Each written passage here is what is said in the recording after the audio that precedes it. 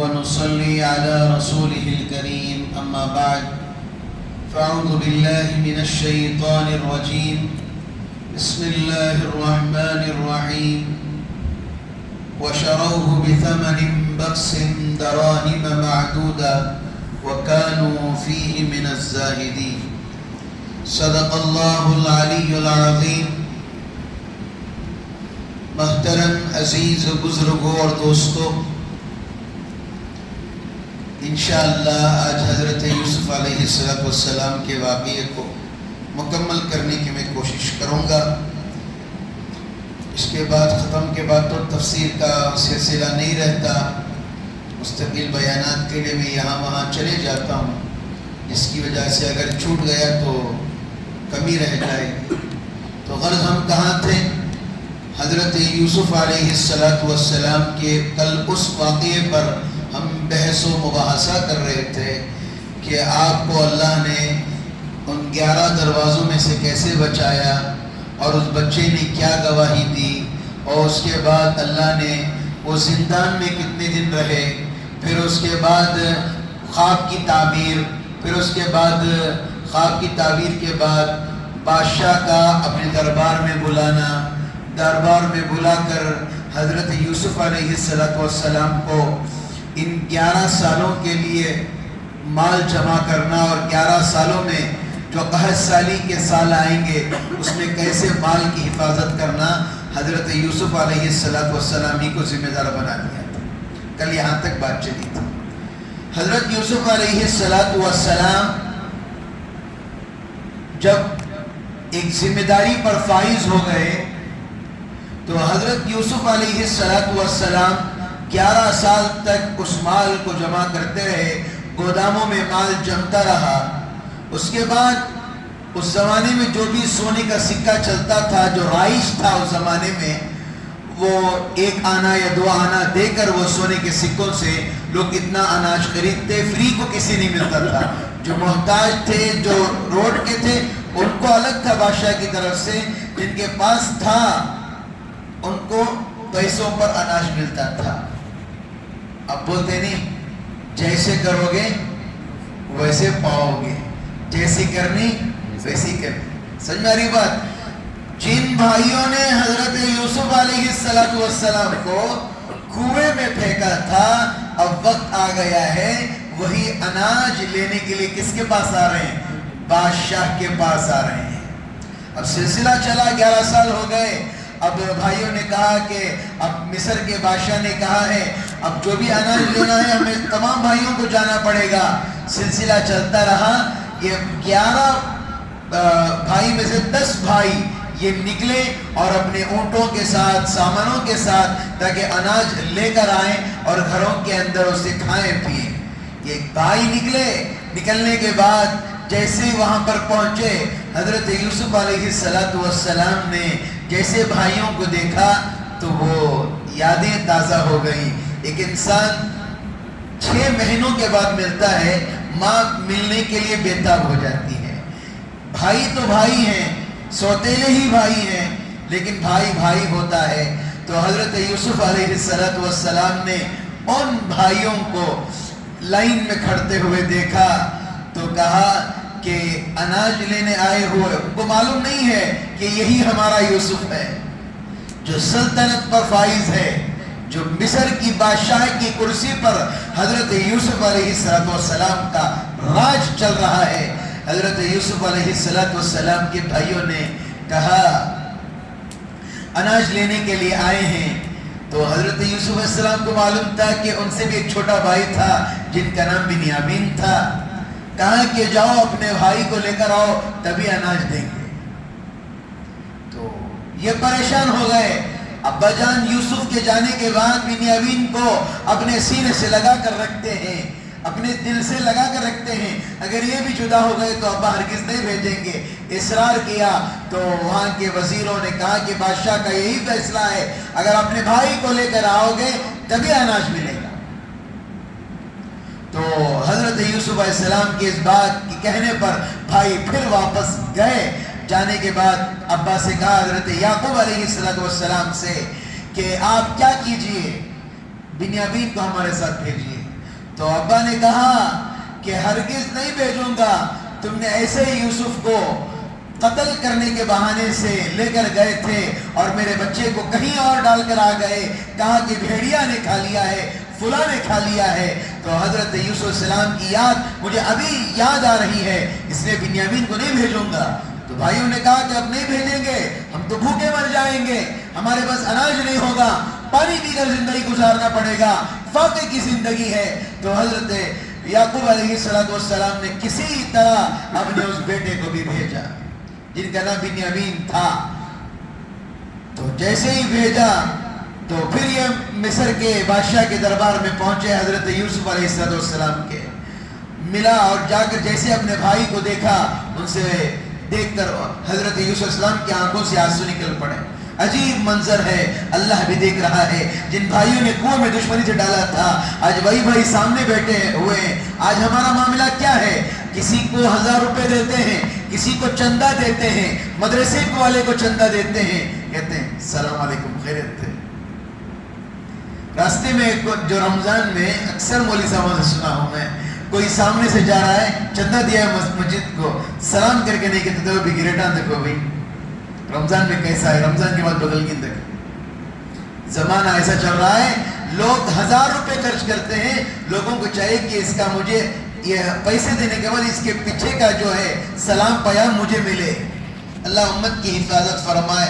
امت کیا کیا نہیں کر رہی ہے، فضول دعوتیں کر رہی ہے، کسی غریب کا حق نہیں سمجھ رہی ہے۔ کئی ساری بچیاں بے نکاح بیٹھی ہوئی ہیں، ان کے نکاح کے انتظامات نہیں ہو رہے ہیں، کیا کہ تو افطار پارٹیاں، کھانا زمین پر پھینکا جا رہا ہے، گوشت کی توہین ہو رہی ہے، روڈوں پر ساون پھینکا جا رہا ہے، کیا کہ تو افطار پارٹی افطار پارٹی۔ یاد رکھیے میری بات، میں کسی کے باپ سے ڈرنے والا نہیں ہوں۔ یاد رکھیے، میں 2 دن جگہ دعا کرانے کے لیے گیا، میں سب جگہ کہہ کر آیا ہوں کہ کھانے کا ادب ہمارے پر ضروری ہے۔ جب حدیث کے اندر لکھا گیا اکرم الخبز، روٹی کی عزت کرو، تو ہر ایک دانے کی بھی ہمیں عزت کرنا پڑے گا۔ کھلانا بڑی بات نہیں ہے، کھانے کی حفاظت کرنا بڑی بات ہے، محتاجوں کو پہنچانا بڑی بات ہے۔ تو حضرت یوسف علیہ السلام نے اپنے بھائی سے ملاقات کی۔ ملاقات کرنے کے بعد جیسے بنیامین کو دیکھا کہ ان کو قریب بلا کر بٹھا لیا، بھائیوں کے اندر پھر شروع ہو گیا۔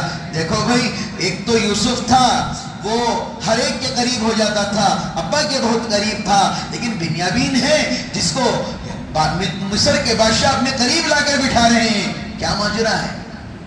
تو بھائیوں نے کہا کہ ان کے ساتھ بیٹھ کر کھانا کھا رہے ہیں۔ تو بھائی سے بات چیت کرتے ہوئے حضرت یوسف علیہ السلام نے کہا تم جانتے ہو مجھے؟ کہا کہ آپ تو بادشاہ ہیں، آپ کو کون نہیں جانتا؟ تو کہا ہاتھ میں ایک کپڑا تھا، ہاتھ میں کپڑا تھا، یاد ہے آپ کو؟ میں نے کہا تھا، یاد ہے آپ کو؟ واقعے کے آخر میں آئے گا، ایک کپڑا تھا جسے حضرت یعقوب علیہ السلام نے نشانی کے طور پر بیٹے کو ہاتھ پر باندھا تھا، یہ امانت ہے۔ تو وہ اس کپڑے کو دکھایا تو بھائی نے پہچان لیا اور رونا شروع کر دیا، آپ ہی تو یوسف ہیں۔ کہا کہ چیخو چلاؤ نہیں، خاموش رہو۔ اس کے بعد اب بھائی کی دل کی محبت تھی، بھائی نے کچھ نہیں کیا تھا، وہ تو سب سے چھوٹے بھائی تھے۔ کہا کہ بھائی سے اب کسی نہ کسی طریقے سے تمہیں یہی رہنا پڑے گا۔ تو وزراء سے کہا کہ میرا جو پانی پینے کا پیالہ ہے، سونے کا پیالہ تھا، کہا کہ اس پیالے کو ان کے جو بھی خوراک ہے اس میں ڈال دو۔ جیسے ہی اناج لے کر نکل رہے تھے، اللہ کا عجیب نظام دیکھو، ہم تو واقعات بولتے ہیں لیکن سچا واقعہ جو اللہ نے قرآن میں بیان کیا، اللہ کیسے پاسا بدلتا ہے پتہ نہیں چلتا۔ انسان برا کرے گا تو برا ہو کر رہے گا، اس کا اچھا کرے گا، وہ کسی نہ کسی مصیبت میں کیوں نہ اللہ اس کا اچھا کرے گا انشاءاللہ۔ لوگ اس کا برا کرنا چاہیں، کتنا بھی برا کرنا چاہیں، لیکن اللہ اس کا اچھا کرے گا ایک نہ ایک دن انشاءاللہ۔ تو حضرت یوسف علیہ السلام نے اس طرح کا کھیل رچا۔ اس کے بعد جسے تلاشی لی گئی تو بھائی کے اناج کے ڈھیر میں وہ گلاس ملا، تو بادشاہ نے کہا کہ اب جس نے بھی یہ چرایا ہے اس کو قید میں رہنا پڑے گا محل کے اندر. یہ بہانہ تھا, بھائی بھائی کی محبت تھی. اس کے بعد یہ لوگ اناج لے کر شرمندہ ہوتے ہوئے گئے اور بہت یہ شرمندہ ہو گئے اور ابا کے پاس گئے تو کہا سب سے پہلے میرے بیٹے کو لے کر گئے تھے, اس کو بھیڑیوں کے حوالے کر دیا. اب بنیامین کو لے کر گئے جس سے میں محبت کرتا تھا, اسے بھی بادشاہ کے حوالے کر کے آ گئے. تو بھائیوں نے اصرار کیا, ہمارا کہ نہیں, تمہارے بیٹا چور نکلا, بادشاہ کا جو پیالہ تھا تمہارے بیٹے نے چرا لیا ہے, ہم کیا کر سکتے ہیں. پھر والد صاحب نے, پھر کتنی چکریں لگ رہی ہیں دیکھو, پھر والد صاحب نے بھی جاؤ لے کر آؤ. پھر اس کے بعد حضرت یوسف علیہ السلام نے کہا جو ہاتھ پر جو پٹا باندھا ہوا تھا یہ لے کر جاؤ, جب آؤ دوسری مرتبہ تو پھر اپنی والدہ اور والد تمام لوگوں کے ساتھ یہاں پر پہنچو. خواب کی تعبیر میں نے سنائی تھی, 11 ستارے, ایک چاند, ایک سورج آپ کے سامنے سجدہ کر, یہی وہ خواب کی تعبیر اب آ رہی ہے. حضرت یوسف علیہ السلام نے جیسے اطلاع دی, وہ کپڑے کی خوشبو کہیں دور تھی. حضرت یعقوب علیہ السلام کو لگ رہا تھا, آنکھوں کی بینائی چلے گئی تھی, تو خوشبو محسوس ہو رہی تھی. وہ بھی تو نبی تھے. خوشبو میں کہنے لگے یوسف تو نہیں آ گیا. تو سب نے کہا کہ یوسف کیسے آئے گا, مصر کے بادشاہ نے یہ کچھ بھیجا ہے آپ کے لیے. کہا کہ یہی وہ چیز ہے جو میں نے یوسف کے ہاتھ میں باندھ کر بھیجا تھا نشانی کے طور پر. یقیناً مصر کا جو بادشاہ ہے وہی میرا بیٹا حضرت یوسف ہے. تو حضرت یعقوب علیہ السلام نے جیسے اس پٹی کو, انبیاء سے معجزے ہوتے ہیں, اللہ کراتے ہیں, پٹی کو لگایا, آنکھوں کی روشنی واپس آئی. اس کے بعد حضرت یعقوب علیہ السلام سارے گئے, اور بیچ میں ایک چیز یہ تھی, اس زمانے میں بت پرستی بہت تھی. زمانے میں بت پرستی بہت زیادہ تھی. زمین کا ایک گڑھا کھود دیتے تھے, بت کھڑا دیتے تھے, زمین میں 2 آدمی, زمین میں کتنے آدمی, 2 آدمی. کوئی آ کر کوئی حاجت پوچھتا تو زمین کے نیچے سے وہ آواز کرتے تھے, لوگوں کو پتہ نہیں چلتا تھا کہ زمین کے اندر 2 آدمی ہیں. کوئی پوچھنے آتا, مجھے بچے نہیں ہو رہے, مجھے نہیں, وہ زمین سے بت کھڑا ہوتا, وہاں سے آواز آتی کہ ہم آپ کی ضرورت پوری کریں گے, یہ کریں گے. جب بھیجا والد صاحب کو بلانے کے لیے, بھی درمیان میں واقعہ لکھا ہے, حضرت یوسف علیہ السلام گئے ان بتوں کے پاس, جو وہاں کے پادری وغیرہ تھے, ان کے پاس گئے اور کہا کہ یہ کیا ہے, میں بھی سننا چاہتا ہوں, میں بھی ان سے مانگنا چاہتا ہوں. جیسے ہی گئے انہوں نے کہا کہ مانگو. کہ وزراء سے کہا کہ جو ایک تخت ہے کو یہاں سے ہٹاؤ, دوسری جگہ رکھو. جیسے ہٹایا, دیکھا کہ اندر ایک چور دروازہ ہے جس کے نیچے 2 لوگ کھڑے ہوئے ہیں. پکڑ کر ان کے سارے بتوں کو توڑ دیا گیا. مصر کا بادشاہ جو تھا وہ بھی ایمان لے کر آ گیا, جو حضرت یوسف السلام کی ابتدا میں چل رہا تھا. کئی ساری بیماریاں آئیں, حضرت یوسف السلام نے اللہ سے دعا کی, اسے شفا نصیب ہو گئی.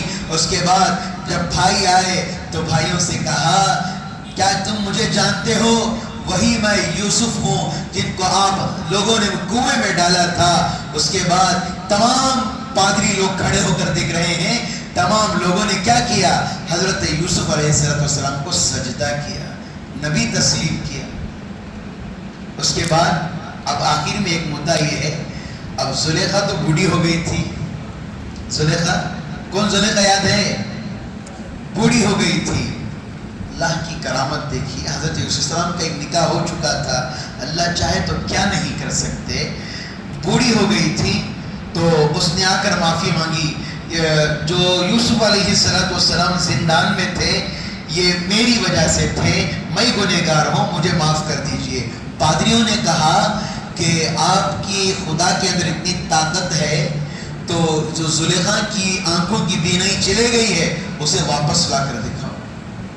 حضرت یوسف علیہ السلام نے خدا کے دربار میں بیٹھ کر ہاتھ اٹھا کر دعا کی, یا اللہ, روتے رہے اور پردے کو جیسے اٹھایا آنکھوں کی بینائی واپس آ گئی.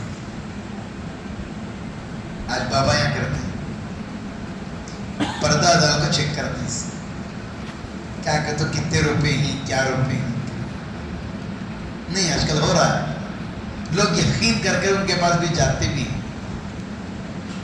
مجھے بڑا تعجب تھا, ہزار روپے چند عامل ہوتے ہیں, ٹوکن رکھتے ہیں, 1000 روپے 2000 روپے لوگ دے کر جاتے ہیں. 5 روپے صدقہ دے کر 2 رکعت نماز پڑھ کر اللہ سے مانگ لیتے. علماء موجود ہیں محلے کے اندر, مدرسے میں پڑھانے والے علماء موجود ہیں, ان کے پاس اچھے پابندی والے دین پر چلنے والے بکاؤ علماء نہیں ہیں, ان کے پاس پانی دم نہیں کراتے. ہم لوگوں کے پاس ہزاروں روپے لوٹا دیتے ہیں. غور کرنے کی بات ہے, اللہ سے مانگیں, صحیح علماء کی اقتداء میں چلیں. اس کے بعد پھر ان یہودیوں نے کہا, پادریوں نے کہا, اچھا ان میں سے 2-3 لوگوں نے کہا کہ یقیناً یوسف سچا ہے, یوسف کا خدا سچا ہے. چند پادری باجو ہٹ گئے. ان میں سے جو سب سے منافق پادری تھے, انہوں نے کہا کہ اچھا ایسا ہے, آنکھیں تو کوئی بھی لا سکتا ہے, زلیخا تو بوڑھی ہو چکی ہے, کیا تم جوانی واپس لا سکتے ہیں؟ سوچنے کی بات ہے. ان کا ایمان, اس نبی کا ایمان کتنا پاورفل ہوگا, اللہ سے کیسا تعلق ہوگا. حضرت یوسف علیہ السلام نے اپنی پگڑی سر سے نکالی اور زمین پر رکھا, اللہ سے رونے لگے, اور زلیخا کے اوپر ایک چادر ڈال دی گئی. چادر ڈالنے کے بعد کئی دیر تک اللہ سے مانگتے رہے. کہا کہ اب چادر اٹھاؤ. ایسے چادر اٹھایا, جو بوڑھی عورت بیٹھی ہوئی تھی وہ پھر اسی جوانی میں واپس آئی. اور دوبارہ حضرت یوسف علیہ السلام کا دوسرا نکاح ان سے ہوا. حرام ہے, گناہ ہے. اگر اللہ تعالیٰ حضرت یوسف علیہ السلام وہ کام کر گزرتے تو قرآن بھی کچھ نہیں آتا تھا, لیکن ڈر تھا انبیاء کو. وما ابرئ نفسی, میرا نفس کیا کرے گا مجھے پتہ نہیں, مجھے اللہ سے ڈر ہو رہا ہے. بھاگے, اللہ کی مدد ساتھ آئی. آخر کیا ہوا, اللہ نے جو بوڑھی عورت تھی اللہ نے اسے جوانی واپس دی. اس کے بعد حضرت یوسف علیہ السلام کا سلسلہ چلا. پھر ایک زمانے تک گمراہی ختم ہوتی گئی, پھر اس کے بعد نبیوں کا سلسلہ چلتا گیا. اللہ سے دعا ہے اللہ تعالیٰ مجھے اور آپ کو اس واقعے کے ذریعے سے اللہ اچھے کام کرنے کی اور زنا سے بچنے کی, برائیوں سے بچنے کی اللہ توفیق عطا فرمائے. ابھی 2 تاخیراتیں باقی ہیں. کل انشاءاللہ 9 بجے اذان, 9:30 بجے جماعت حسب معمول رہے گی, اور اس کے بعد میرا بیان ہوگا کل. اور ایک مولوی صاحب کو ہم نے بلایا ہے, وہ بھی آ کر انشاءاللہ آدھا گھنٹہ بیان کریں گے. 2:30 بجے انشاءاللہ, رات کے 2:30 بجے انشاءاللہ میں پھر آؤں گا.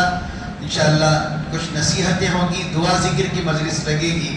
تمام احباب سے درخواست ہے راتوں میں یہاں وہاں نہ پھریں, دعا کی مجلس میں بیٹھیں, اللہ سے مانگیں. اللہ تعالیٰ ہمیں کہنے سننے سے زیادہ عمل کی توفیق عطا فرمائے. سبحان اللہ و بحمدہ, سبحانک اللہم و بحمدک, ونشہد ان لا الہ الا انت, نستغفرک و نتوب الیک.